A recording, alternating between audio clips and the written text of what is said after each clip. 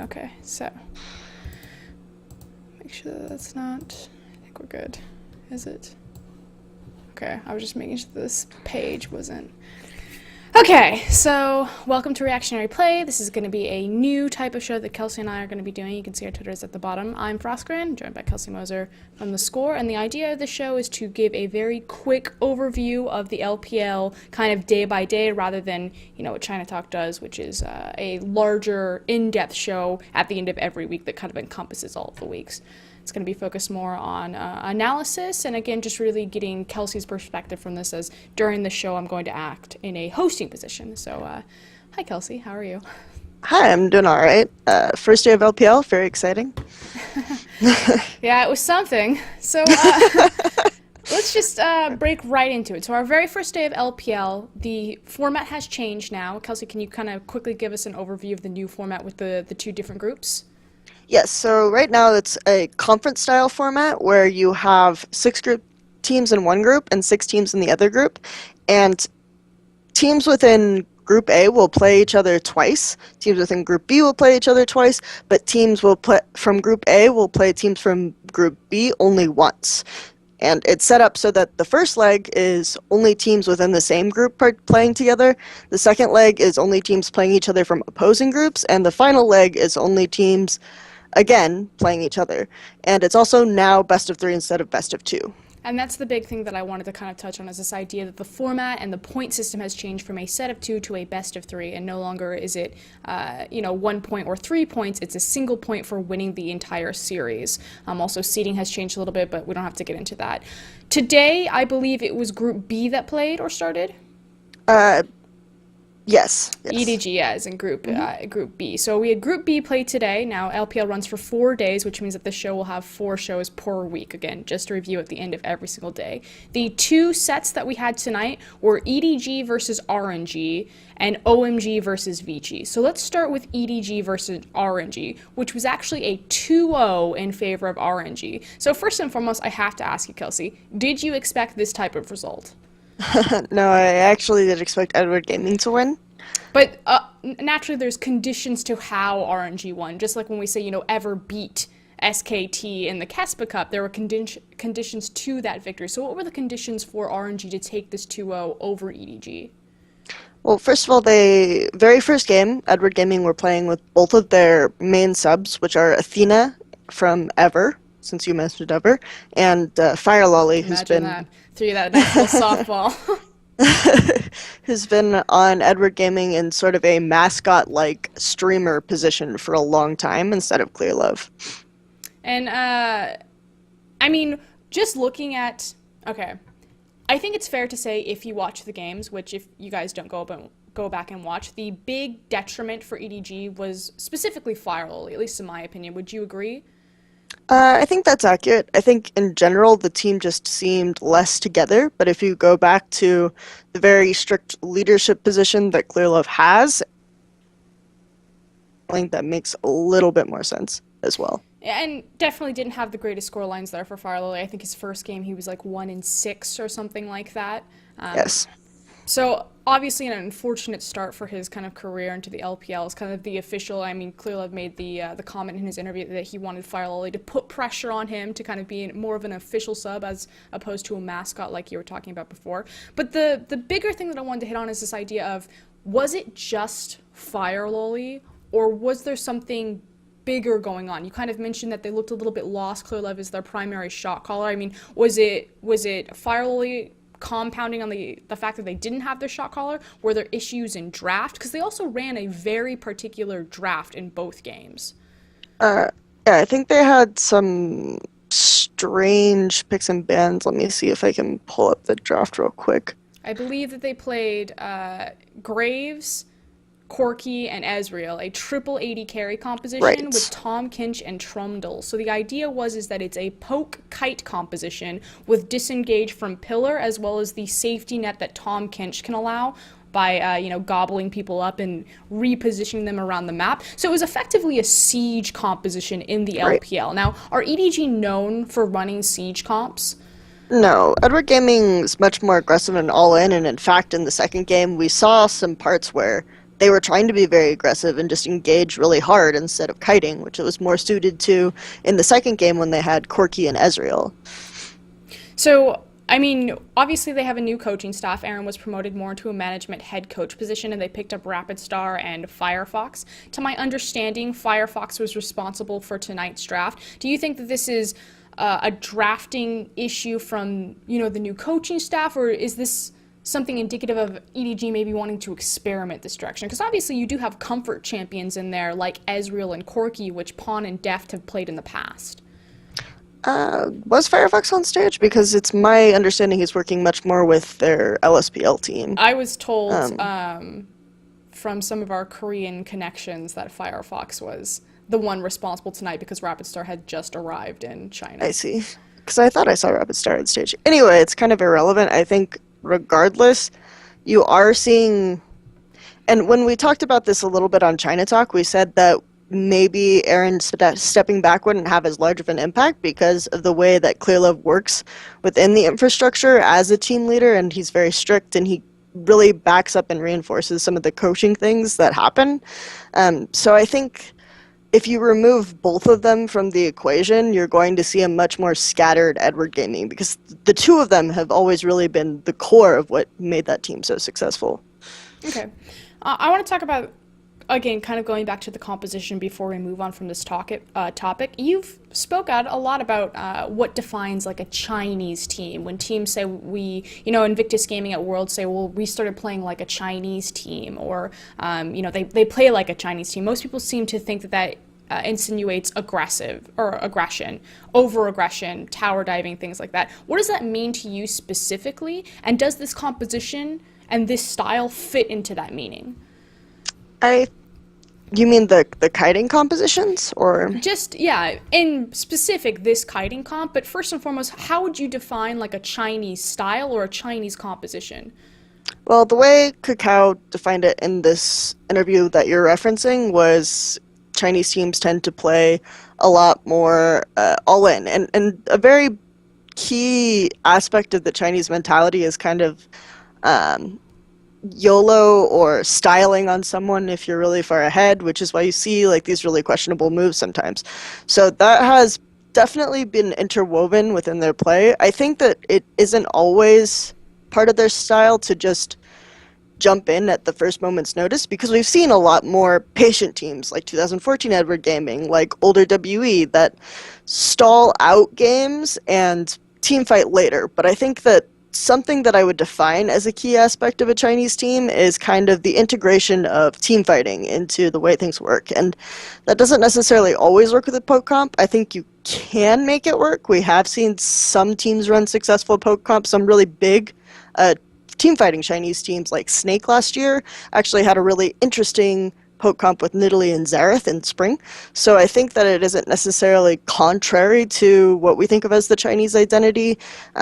Also, what I would call part of the Chinese identity is sort of experimenting against the grain. So something that doesn't necessarily make the most sense within the context of the patch, but can just surprise teams anyway. So you're talking about like a gimmick? Not necessarily a gimmick, but perfecting a type of style that's unique to a specific team and just getting extremely good at it, so that when it does come to international competition, people think, oh, well, that's not very good, it's not going to work, and then it does anyway, just because they're good at it, or it's like surprising. Starhorn Royal Club's Protect the 80 carry style. Yeah, to an extent. The QG Reaper's Jungle Peel style. Yes. Okay. Do you think that we saw any sort of... the picks, we were on 5.24, just like LCK, right, were pretty common across all of the games. There was some Poppy, Quinn, Graves, Jungle stood out. Do you see any of these picks or any of that emerging style over the four teams that we saw tonight? Yeah, I think that we're going to see, especially in the initial weeks, different regions emphasize or prioritize different picks and drafts. In the LCK games that I've seen, we haven't really seen any Poppy. We haven't really seen any Graves jungle. We haven't seen any Quinn top. So I think that we're seeing a little bit of the Chinese take on how the patch is developing and what champion picks are important. All those champions seem to prioritize aggression. I mean, obviously you have a lot of dueling champions there. Poppy maybe not so much, although I definitely think that she has that capability in her kit. But a lot of split pushing is what we've seen also, kind of out of tonight's games. Do you think that that's going to be something that the other Chinese teams are going to kind of extrapolate and push forward? I think that right now, if you're playing something like the fact that in the mid game or the early game, the only real objectives on the map are the turrets that are having a lot of relevance, because I think Rift Herald, you have to invest too much time into taking it for it to really be worth it. Dragon, games aren't going long enough for you to build the 5 dragons. So people are just really, and turrets are also a little bit, they have less durability, they're easier to take. So people are just really emphasizing the turrets. So split pushing is becoming very popular. And if you're using a champion like Fiora or Quinn, like we saw today, then that's going to be really, really successful if you can get that champion kind of off the ground. So we're still seeing a lot of top lane emphasis instead of what a lot of people thought would happen, which is just all about the bot lane, especially in the LPL. Okay, so you're saying that there's emphasis on the structures, so we're seeing more champions that are adept at pushing down structures, correct? Yes. Okay, so or dueling to take the structure after. What do you think of the fact that EDG pretty much lost RNG by really poor objective identification in terms of, I mean, it was a structure-focused game. Both teams pretty much had siege compositions. RNG also had a Tristana available to them as well as the Quinn, and then you had the triple AD carry comp coming out of EDG. And the game came down to a 5v5 over Baron. So obviously, I completely agree that, you know, they're setting up their teams because they understand the value of structures, and so trying to draft to compensate for, you know, going after what should be the best way to play the game. But then it comes down to the classic LPL single fight over Baron. I mean, does that say that LPL kind of learned from their mistakes that they made on the world stage, or do you think that we're still seeing the exact same LPL that we saw in 2014, that we saw in 2015, that we're going to see in 2016? Or do you disagree? I think, well, two points to that. One is that if you look at the tower counts at the end of those games, you had like 10-1 in the first game and 8-0 in the second game. So EDG just weren't prioritizing towers at all. Despite having a siege comp. Yeah, which was, again, really, they had no idea what to do with their composition. And Royal Never Give Up, they started taking the turrets earlier, so even though maybe the gold wasn't super close by the time they got to Baron, they had advantages in map control, they had advantages just in a slight advantage in gold, just these sorts of things from having taken those extra structures. Also, talking about the Barons, since we don't have a lot of early game objectives that really give you this big gold injection or this big power play, I think a lot of Barons are being taken earlier at like super, just the way they started to be taken in some of the European and Chinese games, which is close to 20 minutes last year. I think it's going to become much more the norm because Baron will really, really swing the game for you. Likewise, it also has a global gold value attached to it. Exactly. So it suddenly gives you this very big gold injection that's maybe disproportionate to the time at which we're starting to see it taken more often. So teams that, and also the death timers that result from Baron, the fights that typically go around Baron are going to make it a lot easier for people to take even more objectives after that.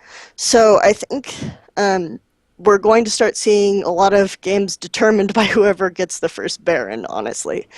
Okay. So, and kind of like last two questions before we move on to the next set of OMG versus VG. Specifically, I want to talk about RNG and kind of focus a bit more onto them. Obviously, this is the first ever isolation that we ever have of Mata and Dandy. RNG has a 10-man roster. So the first question goes to RNG had a very similar style, I would say, in terms of their vision control to what we saw from Vici last split, or even some, you know, Samsung White-esque type of maneuvers going on, and that anytime Mata gained information of where Fire Loli was, the enemy jungler, he would move in for some deep vision. You talked about how RNG, you know, pushing down those early towers, opening up the map, it really helped Mata grab that oppressive vision control. They were pretty much always on top of that, opening up these picks, those mid-game death timers that you were talking about that are so punishing, that allow for these very easy objectives like towers, like Barons to be sieged. Do you think that it's simply Mata who's kind of controlling, like, what are the key aspects of RNG which makes them victorious? Because Looper also had an incredible set on both champions, Poppy and Quinn. Xiaohu didn't look terrible. Endless played his job really well. I mean, Xiaohu was just kind of a footnote, I guess. I wouldn't say that he was the primary enabler, despite having an enabled champion. So what do you think are the key points of RNG's success? And where do you actually place RNG now that we've seen them against EDG? Obviously, again, it comes with conditions that it was without Clearlove, it was with FireLolly, but where do you rank them in terms of LPL? Right, and I think just a quick caveat, we are seeing most of the mid laners in the games tonight, even like the really good ones like Pawn or EasyHoon, were more like facilitators within their role, within the way that teams are working right now. I would say that where I rank them within the LPL, it's hard to say. When I looked at them before going into the games, I kind of said 5th, because I think we're going to see some really exciting teams from Group A, and I think that Edward Gaming, if they have like stronger leadership, if they stop picking compositions that they don't understand, or if they start to understand the compositions they're picking, will ultimately still be the strongest team. We'll see if that ends up being wrong, but I think that they're probably around 4th or 5th, depending on what kind of form Snake is going to be in and what kind of form QG Reapers are going to be in. Okay. And then RNG, what do you think are the kind of key components to their success, at least in the set that we saw tonight against EDG? I think that, first of all, we started to see MLXG become more confident towards the end of summer, around week 10, and that sort of progressed more. He still will have a little bit of the MLXG behavior where he goes in a little too deep, but I think it's happening less. I think he's more sure of himself. I think having Mata and the way that him and Mata were working together to facilitate Whoosh was working really, really well. So I think that he's done a very good job, especially against someone like FireLolly, who's extremely inexperienced. He didn't really seem to understand what he was doing. MLXG showed up really, really well. And I think that Looper and Mata having the synergy, because we talked a little bit about how last year Looper didn't have the same teleport calls. Almost every top laner Mata has played with has been praised for his teleport calls, but I think that having I'm not ragging at Spawn, but he mentioned that he was surprised that there was a jungle, that they didn't start Insect because of how important the jungle support synergy is. I think we're also starting to see more 2v2s, so less like really, really frequent roaming of the support in the jungle together. And just the value of having a jungler who can communicate with one person in every single lane, which is what we see on Royal Never Give Up with MLXG as a Chinese jungler, I think is stronger right now than support and jungle synergy. But wouldn't he be unable to communicate with Looper, since Looper is Korean? Oh, right. Excuse me. No, but I understand the idea I mean. of what you're saying, is that if you have, a Chinese top laner, Chinese mid laner, and either a Chinese support or AD carry, having a Chinese jungler, you'd be able to communicate with at least a single piece in every single lane, is what you're suggesting. Right now, he has 2 lanes you can communicate with, which as opposed to if we had a Korean jungler and a Korean support, we'd have 1 lane. So I think this is still valuable. I think it's also an interesting point that you kind of beg the question of, the duo between support jungle versus the duo between top support, especially for how the top laners are currently being used in the meta and the type of champions and the power of those champions available. I think Spawn said on the broadcast that he was surprised that the games weren't so much up to the jungler, although MLXG did play a very big role in kind of snowballing RNG ahead, but more so about the top lane's power, not only in the players up there, but also the champions. I mean, we saw that in the last series of OMG versus VG when Long really started going on that trundle, so it might speak to the power there of having Looper and Mata on sync, just because Looper right now has so many powerful champions available to him. And I think the position of the top laner on the map and where they're exerting the pressure is very important. And also, teleport is structure-based game. Top laner's going to have a lot more impact over that than the jungler. Right. And teleport also is just huge still. Like, we even saw in NEST, Mata ran support, teleport support, so just we're seeing double teleports, maybe triple teleports at some point in rare instances. So I think that Don't having bring a me back to Worlds.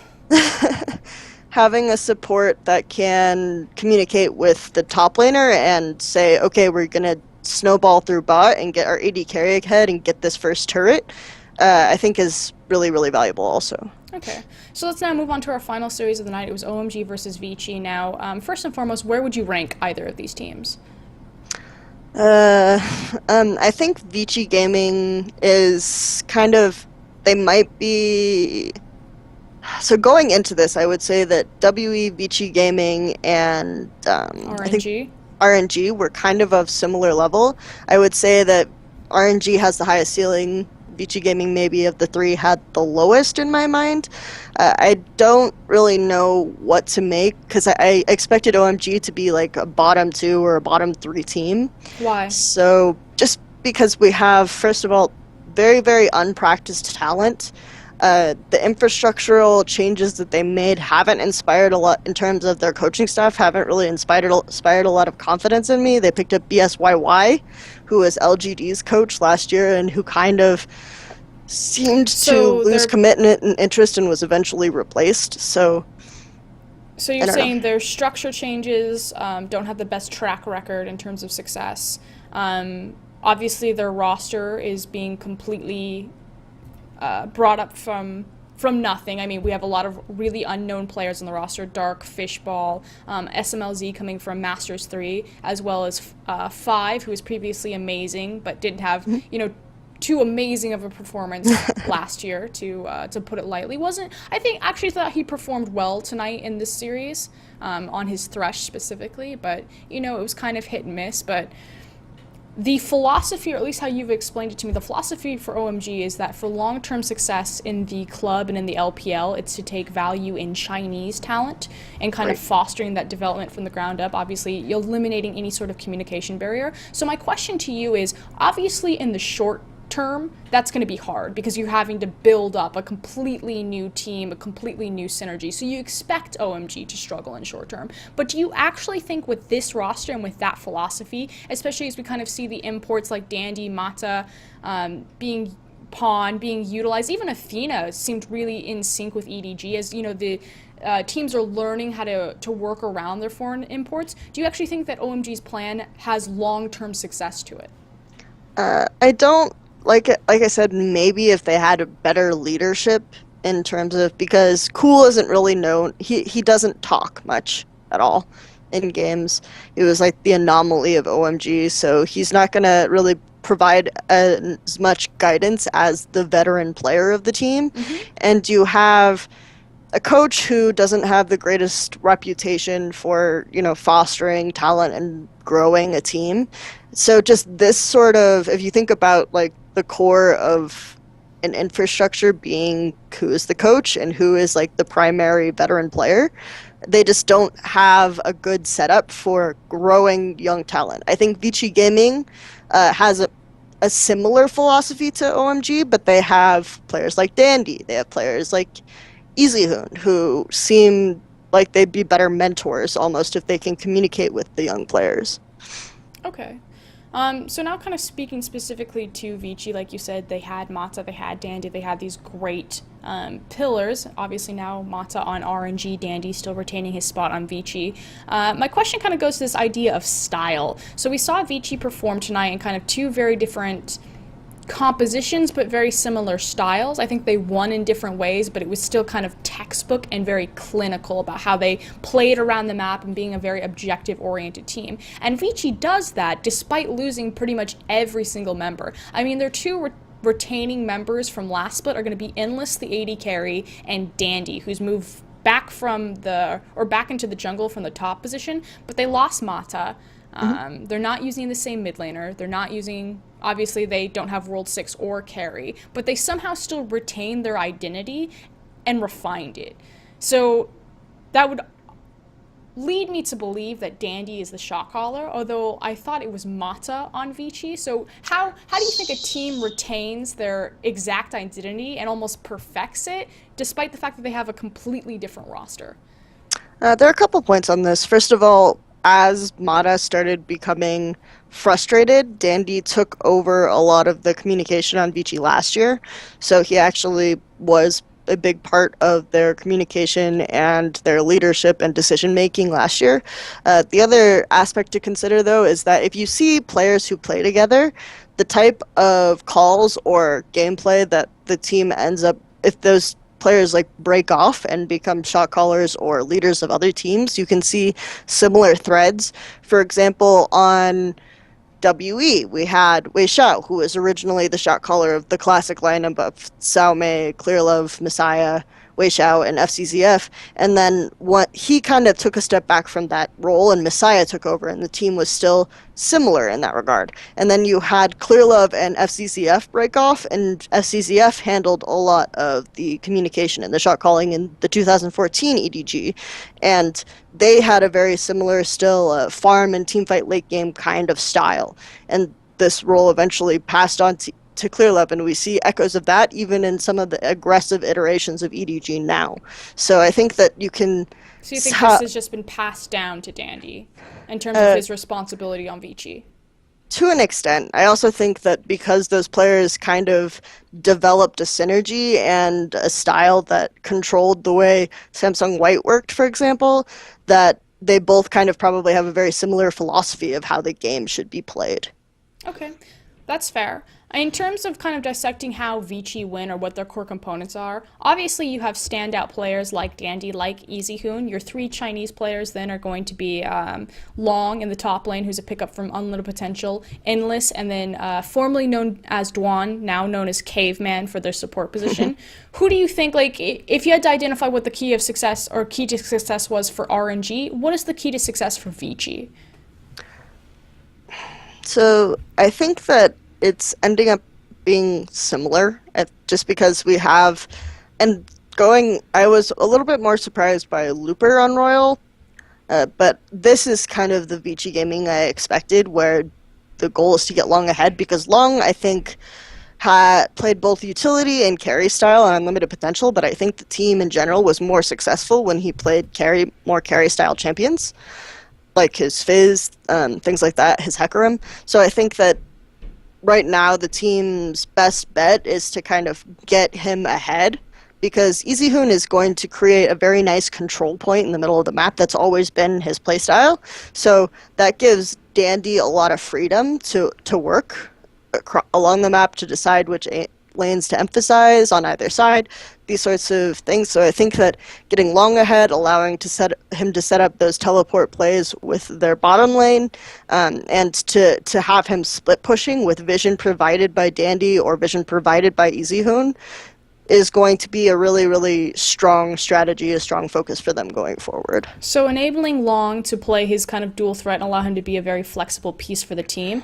I also want to talk about Dandy, playing Graves in that second game and stepping up into this role of being kind of a hard carry. I mean, one of the issues with looking at the Vici roster is you say, who is the primary carry for this roster? And you've now identified for Long, but I want to throw it. Do you think that in terms of how this works, if you have control mage or control point EasyHoon mid, you have Dandy as your kind of carry, especially if he's going to be playing things like Graves in the jungle. You have Long, who can go off and be your split pusher, kind of your distraction. And then you kind of have a janitorial bot lane. Is that kind of the identity that Vici have taken on? Yeah, I think so. And I think that Dandy was developing more of this like teamfight oriented carry style at the beginning of last year too, before Vici kind of fell off the rails. Okay, and last and final question, and it's going to be about OMG. Now that you've kind of seen OMG's new roster, obviously they have TBQ signed as the jungler, so we'll see if they choose to sub in TBQ between him and Fishball.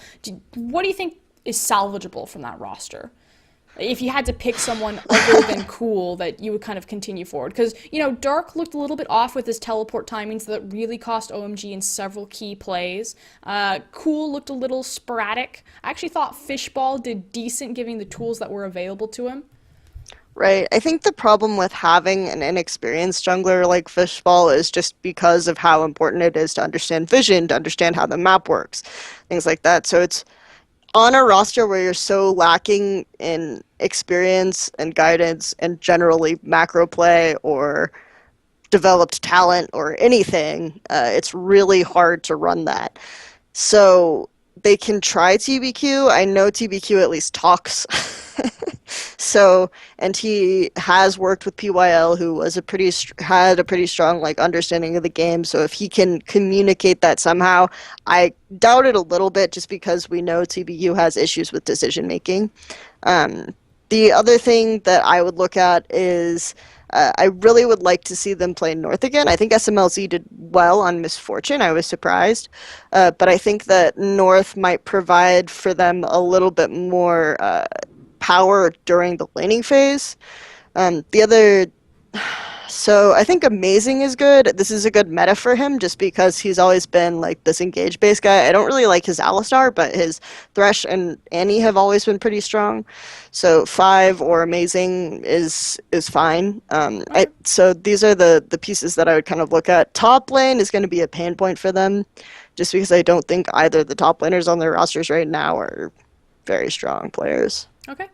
Cool. Thank you so much for your time. Again, we'll be doing reactionary play pretty much following the LPL every single day, so 4 episodes per week. Kelsey, any last thoughts? I'm excited to watch the matches tomorrow. We have QG versus LGD, so it should be pretty good. Awesome. I'm Froskurinn. This is Kelsey. Thank you so much. Okay, so make sure that's not, I think we're good. Is it? Okay, I was just making sure this page wasn't. Okay, so welcome to Reactionary Play. This is going to be a new type of show that Kelsey and I are going to be doing. You can see our Twitter is at the bottom. I'm Froskurinn, joined by Kelsey Moser from The Score, and the idea of the show is to give a very quick overview of the LPL kind of day by day rather than, you know, what China Talk does, which is a larger, in-depth show at the end of every week that kind of encompasses all of the weeks. It's going to be focused more on analysis, and again, just really getting Kelsey's perspective from this, as during the show I'm going to act in a hosting position. So, hi Kelsey, how are you? Hi, I'm doing all right. First day of LPL, very exciting. Yeah, it was something. So, let's just break right into it. So our very first day of LPL, the format has changed now. Kelsey, can you kind of quickly give us an overview of the new format with the 2 different groups?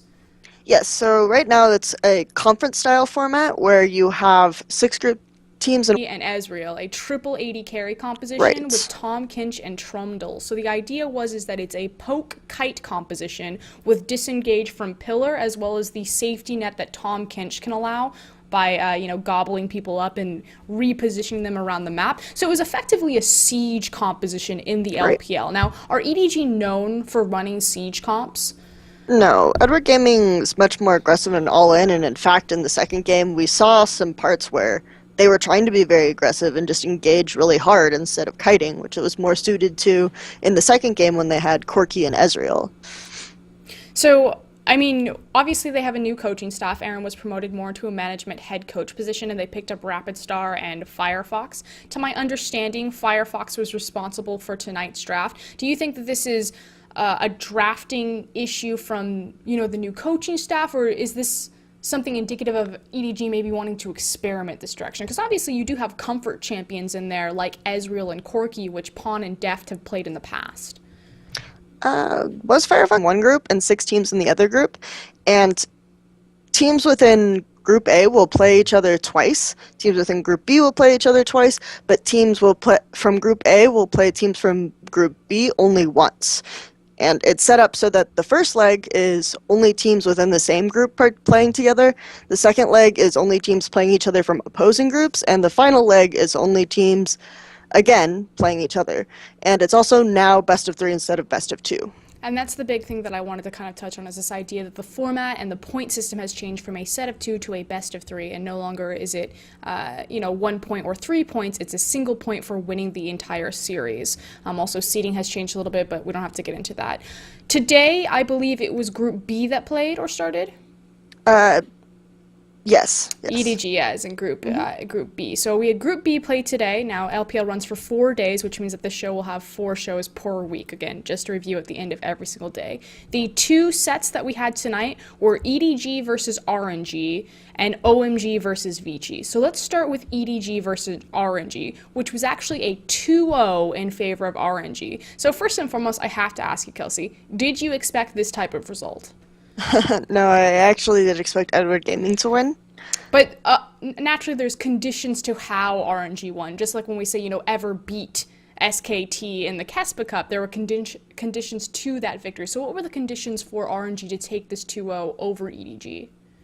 Well, first of all, very first game, Edward Gaming were playing with both of their main subs, which are Athena from Ever, since you mentioned Ever, and Fire Lolly, who's Imagine been that. Threw you that nice little softball. who's been on Edward Gaming in sort of a mascot-like streamer position for a long time instead of Clear Love.